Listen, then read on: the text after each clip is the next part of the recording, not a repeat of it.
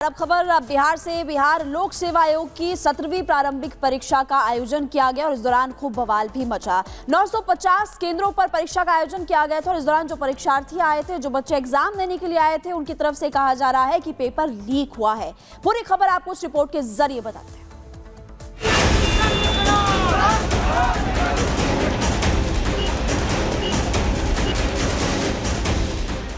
परीक्षा से पहले प्रदर्शन, परीक्षा के बाद प्रदर्शन।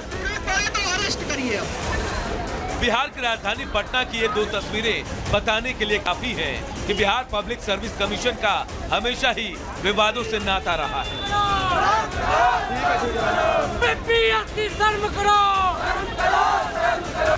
बीपीएससी की 17वीं परीक्षा पर शुरू से ही विवादों का ग्रहण लगा रहा है।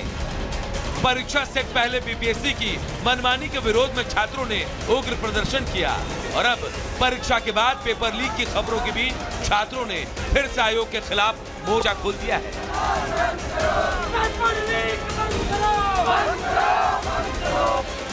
कल यानी शुक्रवार को बीपीएससी की 17वीं पीटी परीक्षा हुई।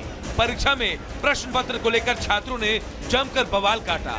पटना के बापू परीक्षा भवन में अभ्यर्थियों के हंगामा करने का वीडियो वायरल हो रहा है। यहाँ पर अभ्यर्थियों ने बीपीएससी का पेपर वायरल होने का आरोप लगाया और काफी देर तक हंगामा भी किया।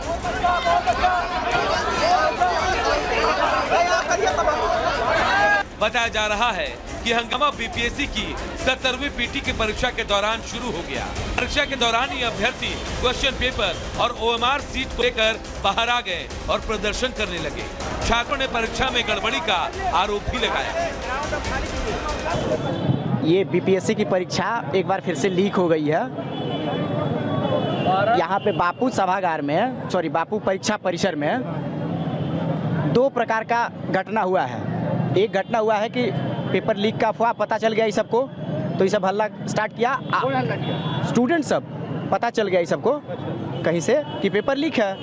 और दूसरा कि आधा लड़का को टाइम पे पेपर मिला और आधा को नहीं मिला। जो टाइम दिया है पहले गेट बंद, ये देख रहे हैं, टाइमिंग देखिए कितना बजे, 2 बजे का टाइम नहीं 12 बजे एंट्री, 12 बजे से एग्जाम होने वाली थी, 12 से 2 हमें 1 बजे मिलेगी, वो भी 1 बजे क्वेश्चन मिला भी नहीं। हमारे क्लास में पेपर का सील कटा हुआ है, पेपर का सील कटा हुआ बहुत ऐसा ओएमआर ओएमआर सीट हाँ कटा हुआ था और लेडीज टॉयलेट में मिला ओएमआर सीट। यहाँ आयोग और बिहार सरकार दोनों को मिली भगत है और कुछ नहीं। हम लोग के भविष्य के साथ खेला जा रहा है। हंगामा कर रहे छात्रों में से एक को पटना के डीएम ने थप्पड़ भी जड़ दिया।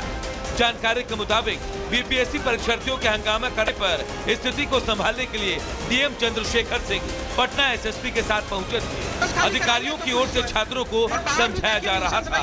इसी बीच पटना के डीएम ने आपा खोया और हंगामा कर रहे छात्रों में से एक छात्र को थप्पड़ जड़ दिया। थप्पड़ कांड के बाद वहां खड़े पुलिसकर्मी उस छात्र को पकड़कर ले गए।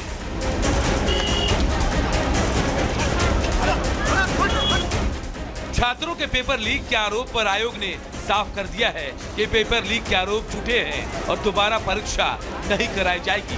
वहीं आरजेडी नेता तेजस्वी यादव ने इस मामले को लेकर नीतीश सरकार पर निशाना साधा है। लेकिन जो छात्र पढ़ाई कर रहा है वो लाठी भी खा रहा है, डंडे भी खा रहा है, डीएम से झापड़ भी खा रहा है, संघर्ष भी कर रहा है, सड़क पे जेल भी जा रहा है, लेकिन ये सरकार सुनने का नाम ही नहीं ले रही। किसी भी तरीके से ये जो हमारे अभ्यर्थी नौजवान जो परेशान हो चुके हैं सरकार से, आने वाले समय में यही हमारे करोड़ों नौजवान जो है सरकार को जो है आईना दिखाने का काम करेगी। फिलहाल पेपर लीक को लेकर छात्रों में नाराजगी है, वहीं सियासी पारा भी हाई है। तेजस्वी ने छात्रों का समर्थन कर गेंद सरकार के पल्ले में डाल दिया है और अब सबकी निगाहें सरकार पर टिकी है। Bureau report, Republic Bharat.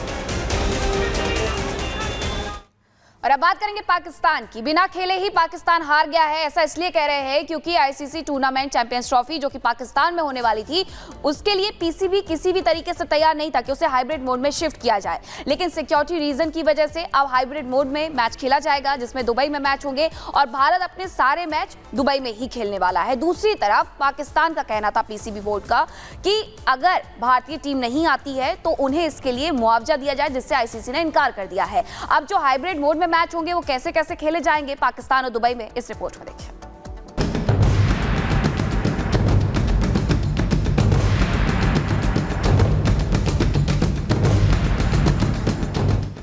हिली पड़ी पाक की अकड़, वेन्यू पर पीसीबी का सरेंडर, टूर्नामेंट से पहले हारा पाक, खत्म हुई पीसीबी की बची खुदी साख। पाकिस्तान ने अपने चैंपियंस ट्रॉफी के वेन्यू को लेकर हर वो पैतरे मारे जो उसके बस में था। आईसीसी के सामने कड़ी शर्तें रखने के साथ मैच ना खेलने की धमकी तक, लेकिन पीसीबी की कोई चाल कामयाब नहीं हो पाई। अंत में वही हुआ जो भारत और बीसीसीआई चाहता था। चैंपियंस ट्रॉफी 2025 को लेकर चीजें साफ हो गई हैं। खबरों के मुताबिक टूर्नामेंट के लिए हाइब्रिड मॉडल अप्रूव हो गया है। पाकिस्तान क्रिकेट बोर्ड यानी कि पीसीबी चैंपियंस ट्रॉफी को हाइब्रिड मॉडल के तहत कराने के लिए राजी हो गया है। सूत्रों के मुताबिक बीसीसीआई और पाकिस्तान क्रिकेट बोर्ड के बीच हुए एक समझौते के बाद तय किया गया कि चैंपियंस ट्रॉफी के मुकाबले पाकिस्तान और दुबई में हाइब्रिड मॉडल के तहत खेले जाएंगे। टूर्नामेंट में टीम इंडिया के मैच दुबई में होंगे। पाकिस्तान चैंपियंस ट्रॉफी के 10 मुकाबलों की मेजबानी करेगा। लीग स्टेज में भारत के तीनों मैच दुबई में खेले जाएंगे। भारत के लीग मैचों के अलावा टूर्नामेंट के सेमीफाइनल और फाइनल मैच भी दुबई में ही होगा। बीसीसीआई और पीसीबी के बीच हुए समझौते में इस बात का भी जिक्र है कि अगर टीम इंडिया नॉकआउट स्टेज से पहले बाहर हो जाती है तो इस स्थिति में सेमीफाइनल और फाइनल लाहौर और रावलपिंडी में होगी। हालांकि इस समझौते में पाकिस्तान को जो सबसे बड़ा झटका लगा है वो ये है कि पीसीबी ने आईसीसी से इस बात की मांग करते हुए कहा था कि अगर भारतीय टीम पाकिस्तान का दौरा करने से इनकार करती है तो उन्हें मुआवजा दिया जाएगा। लेकिन आईसीसी ने पीसीबी की इस मांग को सिरे से खारिज कर दिया। मतलब साफ है, पाकिस्तान की एक और चाल नाकाम हो गई। खेल में भी राजनीति खोजने वाला पाकिस्तान अब घुटनों पर है। पाकिस्तान के हालात ऐसे हो गए कि ना खुदा मिला ना विसाले सनम। मतलब भारत को पाकिस्तान में खिलवाने के लिए अड़े पाकिस्तान को हाइब्रिड मॉडल स्वीकार करना पड़ा। साथ ही हाइब्रिड मॉडल को स्वीकार करने के लिए पीसीबी को कोई मुआवजा भी नहीं मिलेगा। Bureau report, Republic Bharat.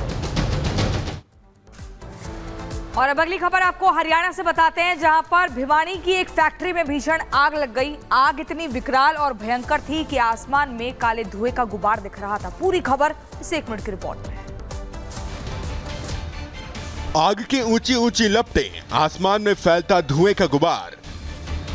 तस्वीरें हरियाणा के भिवानी की हैं, जहां एक कपड़ा फैक्ट्री में आग लग गई। तेजी से फैलती आग के चलते आसपास के इलाके में धुआं ही धुआं हो गया। फैक्ट्री के ऊपरी हिस्से में भयंकर आग की लपटें दिखाई दी। घटना की जानकारी मिलने के बाद मौके पर दमकल की 8 गाड़ियां पहुंच गईं और आग बुझाने की कोशिश की गई। फैक्ट्री में लगी आग इतनी भयानक थी कि कई किलोमीटर दूर से भी आग की लपटें दिखाई दे रही थीं। कड़ी मशक्कत के बाद आग पर काबू पा लिया गया। इस घटना में किसी के हताहत होने की खबर नहीं है। फिलहाल आग लगने के कारण का भी पता नहीं लग पाया है। फैक्ट्री में लगी आग में लाखों का नुकसान हो गया है। जानकारी के लिए बता दें कि यहां तैयार किया जाने वाला फैब्रिक देश और विदेशों में सप्लाई किया जाता है। Bureau report, Republic Bharat.